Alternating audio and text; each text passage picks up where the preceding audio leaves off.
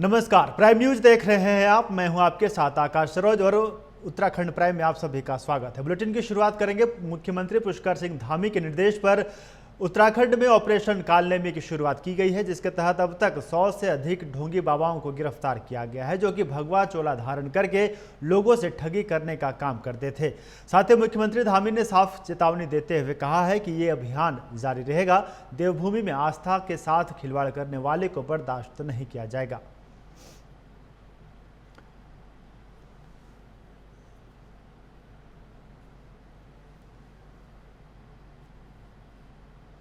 बढ़ेंगे आगे। मुख्यमंत्री पुष्कर सिंह धामी ने भ्रष्टाचार मुक्त उत्तराखंड कार्यक्रम में शामिल हुए और इस अवसर पर मुख्यमंत्री ने सभी को भ्रष्टाचार मुक्त उत्तराखंड की शपथ भी दिलाई।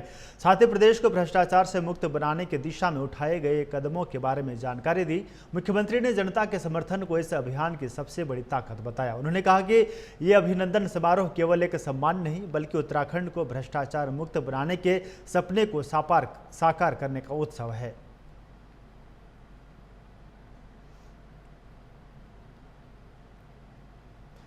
रुड़की की पिरान कलियर थाना पुलिस को बड़ी सफलता हाथ लगी है। पुलिस ने उत्तराखंड के मुख्यमंत्री पुष्कर सिंह धामी के ऑपरेशन कालनेमी के चलते पिरान कलियर में 5 पाखंडी बाबाओं को गिरफ्तार कर लिया है। बता दें कि उत्तराखंड के मुख्यमंत्री पुष्कर सिंह धामी ने जनता की धार्मिक भावनाओं से खिलवाड़ करने वाले पाखंडियों के खिलाफ ऑपरेशन कालनेमी चलाने का आदेश दिया था, जिसके बाद पुलिस ने लगातार पाखंडी बाबाओं के खिलाफ कार्रवाई की और इसी के चलते पुलिस के द्वारा 5 पाखंडियों को गिरफ्तार कर लिया गया है।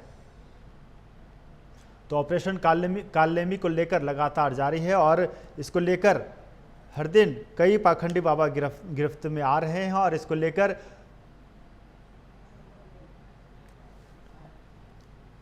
हर दिन पाखंडी बाबाओं की गिरफ्तारी हो रही है। और जिस तरीके से अभी कांवड़ यात्रा चल रहा है और इसमें धार्मिक भावनाओं को ठोस पहुंचाने की कोशिश की जाती है, जिसको लेकर सरकार की तरफ से ऑपरेशन कालनेमी चलाया जा रहा है और इस मुहिम के तहत जितने भी पाखंडी बाबा हैं, पाखंडी बाबाओं के खिलाफ कार्रवाई की जा रही है।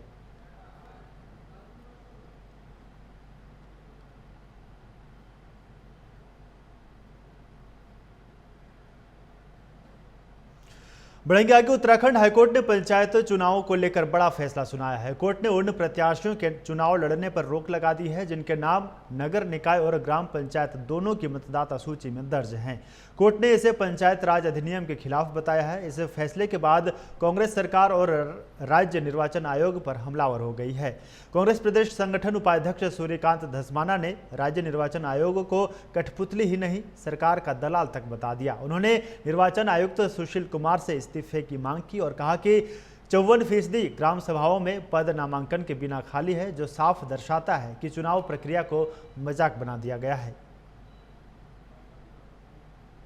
सा करारा चांटा मारा है भाजपा की सरकार के गाल में और राज्य निर्वाचन आयोग जो कठपुतली बना हुआ है, और मैं तो अब कहने से चूकूंगा नहीं, दलाल बना हुआ है सरकार का। क्या है राज्य निर्वाचन आयोग? किस तरह का आपने आदेश किया? पंचायती राज अधिनियम के खिलाफ आपने आदेश कर दिया कि आप नामांकन ऐसे लोगों का कैंसिल नहीं करेंगे जो 2 जगह जिनके वोटर लिस्ट में नाम है, और उसके बाद हाईकोर्ट आपको स्टे दे रहा है। तत्काल सुशील कुमार को इस्तीफा दे देना चाहिए, इस्तीफा दे देना चाहिए। और अगर सरकार ने ये बेईमानी नहीं करवाई उनसे, तो सरकार को चाहिए कि उनको सैक करे जिसने आदेश किया था। क्या तमाशा बना रखा है आपने पूरे प्रदेश के अंदर? इस आपदा के समय एक तो चुनाव करवा रहे हो, 54% ऐसे ग्राम सभाओं में ग्राम पंचायतों के पद हैं जो आज खाली पड़े हैं, जिनमें इधर खाद्य आश्रम के बाहर पीएम मोदी के बैनर लगाए जाने को लेकर सियासत गर्मा गई है। कांग्रेस ने गांधीवादी संस्थानों के राजनीतिकरण का आरोप लगाते हुए इस पर तीखा विरोध किया है। वहीं बीजेपी ने पलटवार करते हुए कहा है कि कांग्रेस को गांधीवाद की नैतिकता की बात करने का कोई अधिकार नहीं। बीजेपी का तर्क है कि प्रधानमंत्री एक संवैधानिक पद है और उनके चित्र लगाए जाने में कुछ भी अनुचित नहीं। खाद्य आश्रम पर मोदी बैनर विवाद कांग्रेस ने लगाया राजनीतिकरण का आरोप।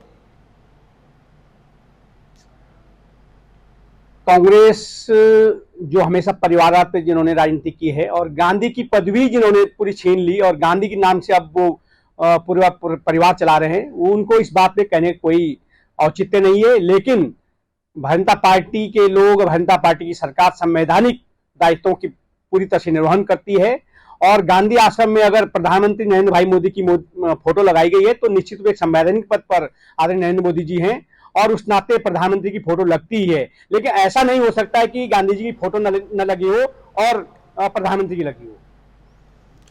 बढ़ेंगे आगे। कांग्रेस के वरिष्ठ नेता हरीश रावत एक बार फिर से अपने सोशल मीडिया पोस्ट को लेकर सुर्खियों में हैं। हरदोई ने खादी ग्रामोद्योग भवन की एक तस्वीर साझा की है जिसमें प्रधानमंत्री नरेंद्र मोदी की तस्वीर नजर आ रही है। इसी को लेकर उन्होंने सवाल उठाया है कि क्या अब खादी भवनों से भी गांधी अदृश्य हो जाएंगे।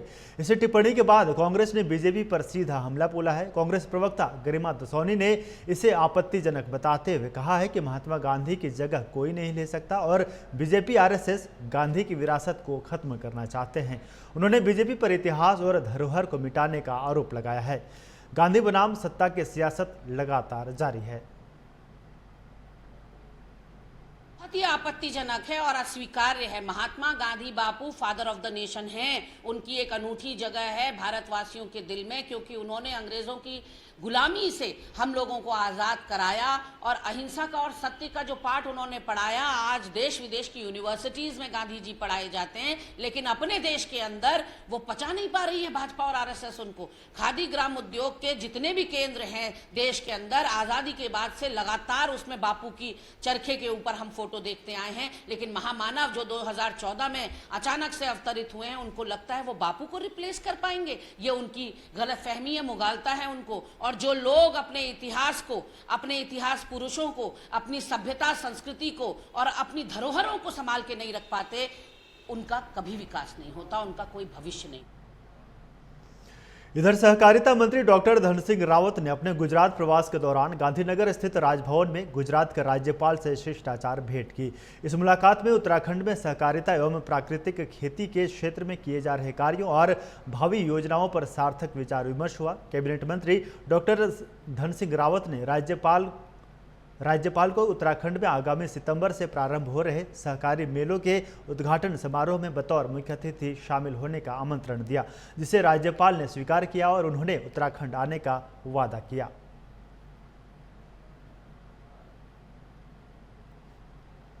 बढ़ेंगे आगे। खबर हल्द्वानी से है, जहां पर नैनीताल जिला पंचायत अध्यक्ष और बीजेपी की अधिकृत प्रत्याशी बेला तोलिया ने पत्रकार वार्ता कर अपने 5 साल के कार्यकाल की उपलब्धियां गिनाई। साथ ही उन्होंने दावा किया कि साल 2019 से 2024 तक नैनीताल जिले में कुल 60 करोड़ रुपए के विकास कार्य कराए गए हैं, जिनमें से उनके अपने जिला पंचायत क्षेत्र में ही करीब 16 करोड़ रुपए के काम धरातल पर उतारे गए हैं। उन्होंने बताया कि क्षेत्र की 15 ग्राम सभाओं में सीसी मार्ग, पेयजल लाइन, शौचालय, पुलिया, सुरक्षा दीवारें, मंदिर सौंदर्यीकरण और सोलर लाइट जैसी सुविधाएं उपलब्ध कराई गई। उन्होंने कहा कि क्षेत्र की कनेक्टिविटी मजबूत करने के लिए 4 करोड़ की लागत से सीसी मार्ग, 1 करोड़ से पेयजल टैंक, शौचालय और सोलर लाइट लगवाई गई हैं।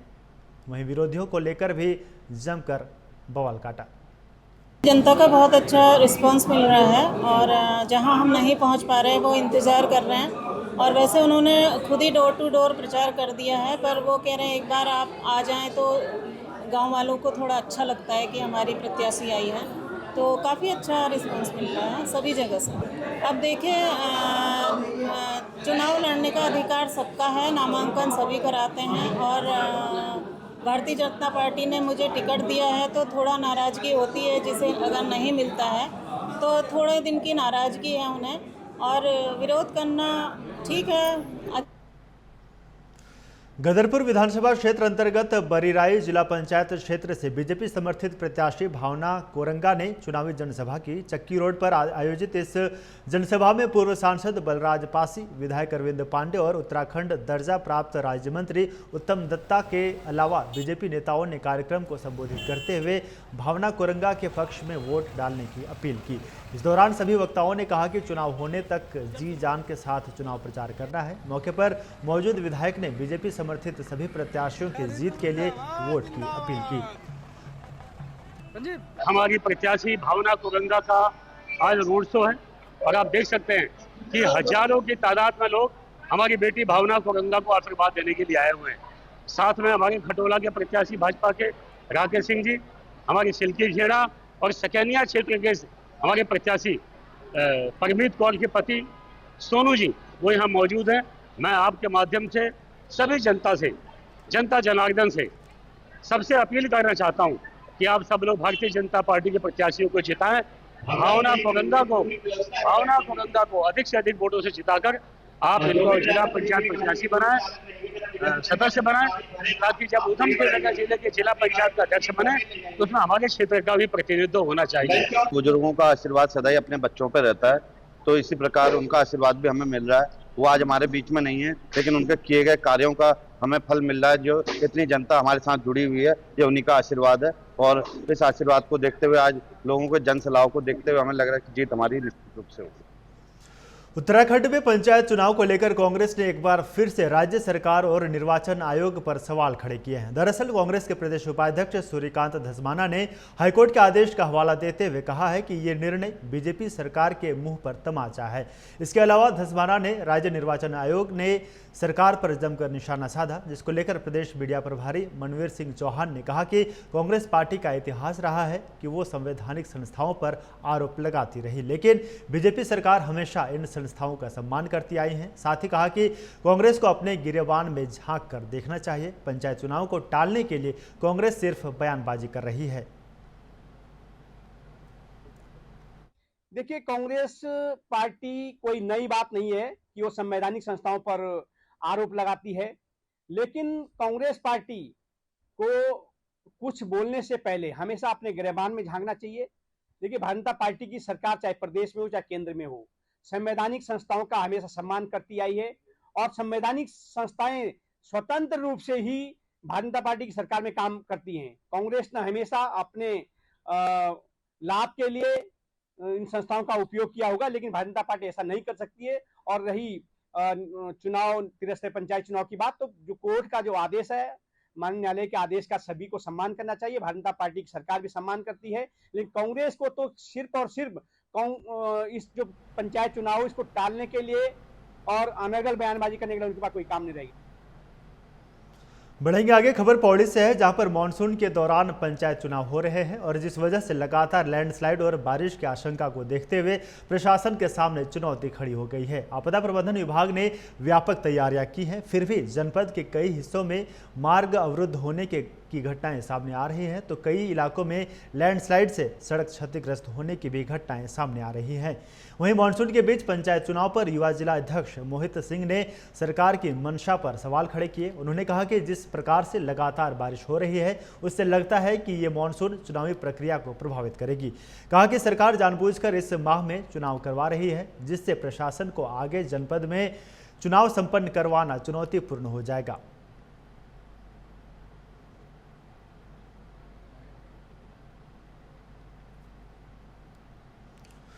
प्रदेश में पंचायत चुनाव को लेकर कांग्रेस ने एक बार फिर से राज्य सरकार और निर्वाचन आयोग पर सवाल खड़े किए हैं। दरअसल कांग्रेस के प्रदेश उपाध्यक्ष सूर्यकांत धस्माना ने हाईकोर्ट के आदेश का हवाला देते हुए कहा है कि ये निर्णय बीजेपी सरकार के मुंह पर तमाचा है। इसके अलावा धस्माना ने राज्य निर्वाचन आयोग ने सरकार पर जमकर निशाना साधा, जिसको लेकर प्रदेश मीडिया प्रभारी मनवीर सिंह चौहान ने कहा कि कांग्रेस पार्टी का इतिहास रहा है कि वे संवैधानिक संस्थाओं पर आरोप लगाती रही हैं, लेकिन बीजेपी सरकार हमेशा इन संस्थाओं का सम्मान करती आई हैं।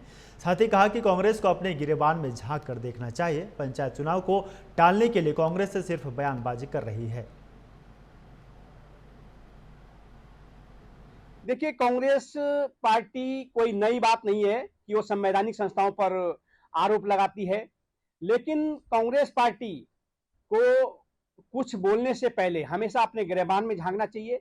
देखिए, भारतीय जनता पार्टी की सरकार चाहे प्रदेश में हो चाहे केंद्र में हो, संवैधानिक संस्थाओं का हमेशा सम्मान करती आई है और संवैधानिक संस्थाएं स्वतंत्र रूप से ही भारतीय जनता पार्टी की सरकार में काम करती हैं। कांग्रेस ने हमेशा अपने लाभ के लिए इन संस्थाओं का उपयोग किया होगा, लेकिन भारतीय जनता पार्टी ऐसा नहीं कर सकती है। और रही चुनाव त्रिस्तरीय पंचायत चुनाव की बात, तो जो कोर्ट का जो आदेश है, माननीय न्यायालय के आदेश का सभी को सम्मान करना चाहिए। भारतीय जनता पार्टी की सरकार भी सम्मान करती है, लेकिन कांग्रेस को तो सिर्फ और सिर्फ इस जो पंचायत चुनाव इसको टालने के लिए और अनर्गल बयानबाजी करने के लिए उनके पास कोई काम नहीं रह गया है।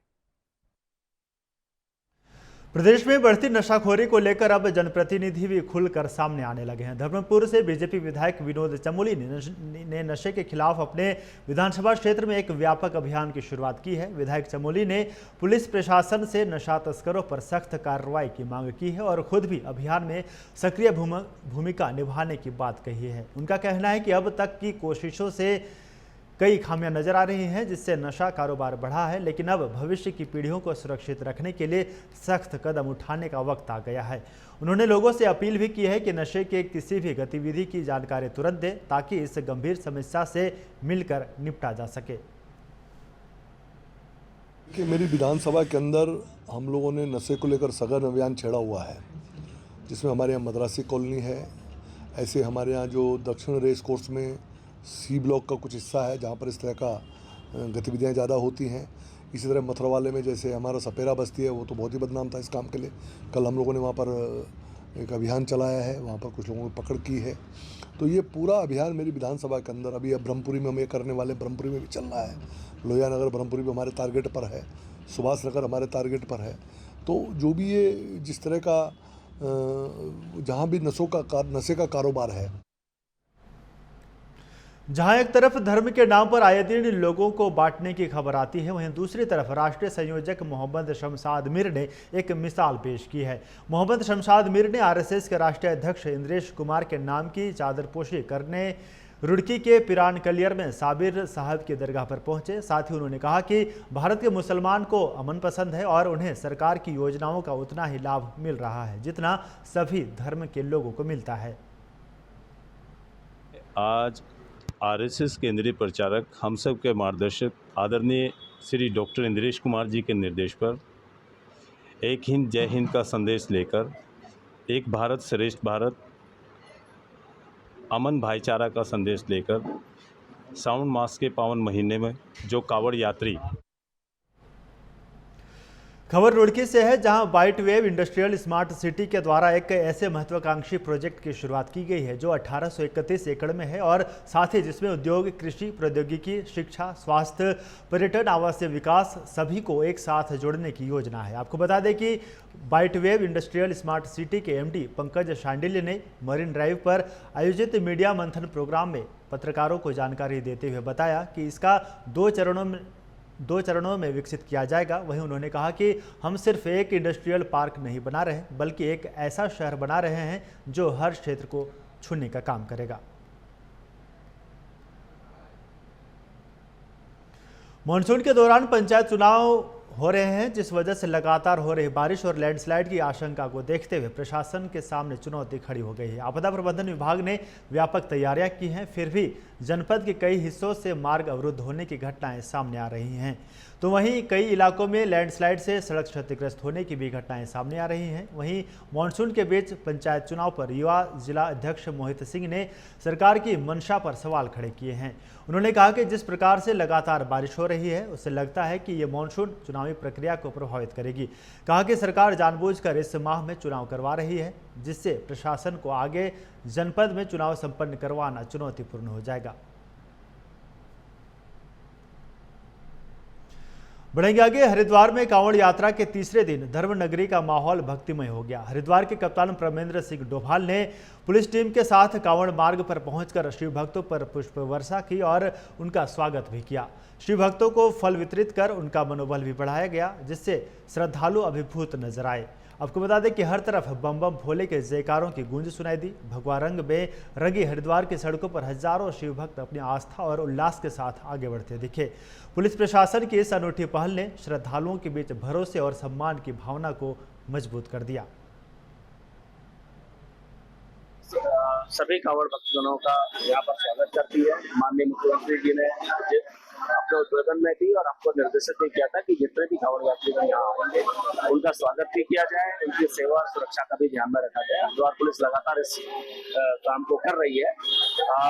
इसमें जो भी कांवड़ यात्रीगण हरिद्वार में कांवड़ पटरी को फॉलो कर रहे हैं, हम लोगों के द्वारा लगातार उनको प्रतिवर्ष ऐसे लोगों को प्रोत्साहित भी किया जाता है। ऐसे जो हमारे कांवड़ भक्तगण हैं उनका ख्याल भी रखा जाता है। इसमें जो हरिद्वार के प्रबुद्ध जन हैं उनको भी साथ में जोड़ा जाता है। तो आज सभी लोगों का यहाँ स्वागत है, लेकिन इसके साथ एक दो घटनाएं बीच में प्रकाश में आई थी, जिसमें हरिद्वार के ग्राम सलेमपुर महदूद स्थित आंगनबाड़ी केंद्र संख्या 20 में लापरवाही का बड़ा मामला सामने आया है। यहां भारी मात्रा में एक्सपायरी दवाइयां और मुख्यमंत्री योजना के तहत बांटा जाने वाला दूध एक्सपायरी बरामद किया गया। जैसे ही लोगों को इस बात की भनक लगी, गांव में हड़कंप मच गया। स्थानीय लोगों ने आंगनबाड़ी केंद्र की कार्यप्रणाली पर सवाल उठाए हैं। बताया जा रहा है कि बच्चों और गर्भवती महिलाओं को दी जाने वाली ये दवाइयां और दूध कई महीने पहले ही एक्सपायर हो चुके थे। आगे की कार्रवाई को लेकर बाल विकास विभाग और स्थानीय प्रशासन की चुप्पी पर भी ग्रामीणों में नाराजगी है। मामले की जांच की मांग जोर पकड़ रही है।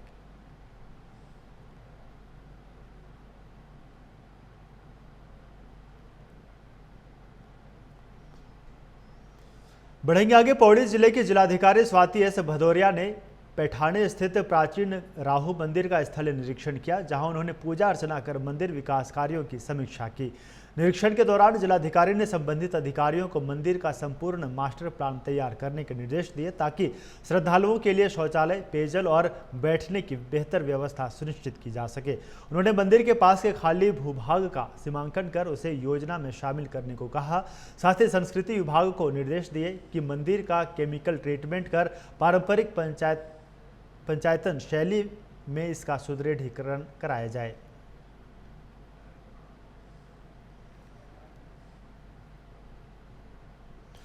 खबर रुड़की से है, जहां पर कांवड़ यात्रा में अब कांवड़ देखने को मिल रही है। वहीं राजस्थान के खड़ी कांवड़ का अपना अलग महत्व है। इस ग्रुप में 20 से 25 सदस्य हैं। कांवड़ को नीचे नहीं रखा जाता है और 24 कंधों पर ही रहती है। हरिद्वार से जल लेकर इसे अपने गंतव्य को जा रहे साथ रास्ते में कहीं खाना पीना खाते हैं और पिछले कई सालों से कांवड़ यात्रा में आते हैं। इसमें युवा और बुजुर्ग शिव भक्त शामिल हैं। अपनी अपनी मन्नत लेकर आते हैं। उनका कहना है कि भोले उनकी मन्नत को पूरी करते हैं। इधर कोटद्वार में एक अमेरिकी यात्री उत्तराखंड पुलिस की प्रशंसा करता नजर आया। दरअसल अमेरिकी नागरिक के केस्पर को कोटद्वार स्टेशन पर ट्रेन न दिखने और भाषा की परेशानी हो रही थी। इतने में जीआरपी के कांस्टेबल दिनकर और जेवियर तुरंत अमेरिकी नागरिक के पास पहुंचे और घबराए केस्पर को सांत्वना देकर उन्हें सुरक्षित ट्रेन के कोच तक पहुंचाया।